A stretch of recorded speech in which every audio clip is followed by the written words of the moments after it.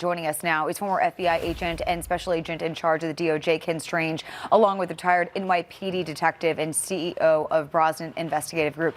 Pat Brosnan, great to have you both with us. Ken, I'll start with you. Where are we in this investigation, and how do those new videos and photos now released really help to try to catch this guy? Right. Thank you for having me. What this tells me is that, we're in for a protracted investigation. And I'm thinking that the person of interest may be long gone, possibly in Mexico. So we should, and I'm sure that they're doing this. There is some liaison with our federal counterparts in Mexico. But look, I'm not losing hope. We had sensational progress made with this Nest video, and I'm sure this is generating hundreds and hundreds of leads. And that, coupled with what you can get off these billboards that are placed all over the contiguous states, right, with Arizona, all the way to Texas.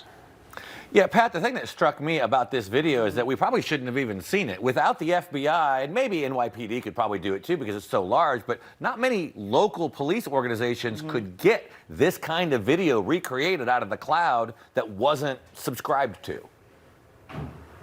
No, absolutely. What they did was they went to a private vendor, which is the way to do it. You got to pony up the bucks, and you got to pay for an expert outside of the FBI to supplement that back of the tape where they were able to get and pull out that image. But it's interesting because this guy wore a mask. It didn't hide him. It actually exposed him. As we know, the distance between the eyes, the shape of the eye sockets, and so forth. These are all facial fingerprints. They will rebuild his case. And listen, you can wear gloves, you can wear a full face mask, sunglasses, a hat, cover your shoes, but you can't hide how you walk. And we've seen this time and time again. So between gait analysis and between what we've identified on his face, this guy will be in leg iron soon. But one thing that's missing, folks, is that reward money has to come way, way, way up. I would suggest it should be $1 million, because someone's not going to risk having their throat slit at a later date by flipping this guy's name.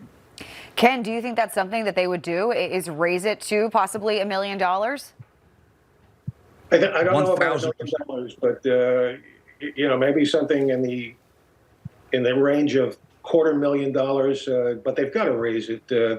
That's a paltry sum of money.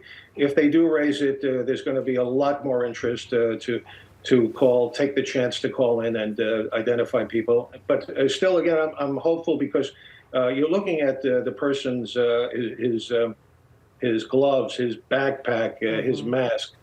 People are going to recognize this person sooner or later.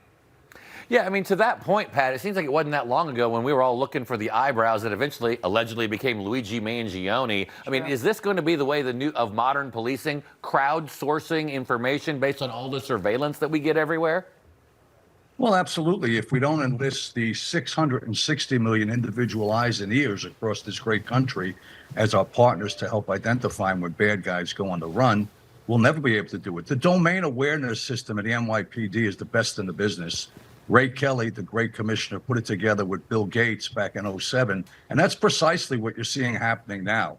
And that's how they reconstruct the face mathematically as vectors and as landmarks. And that's how a name develops. But I got to tell you, folks, $2,000 was the reward for the first 96 hours. That is absolute madness. Absolutely. Those days were lost. Money will move this case. Money, cash. That's how it works.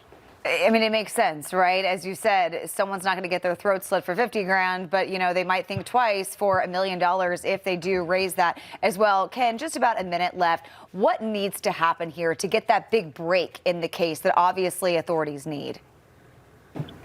Yeah, I think it's going to boil down to great investigative work, detective work, tips coming in, following up tips.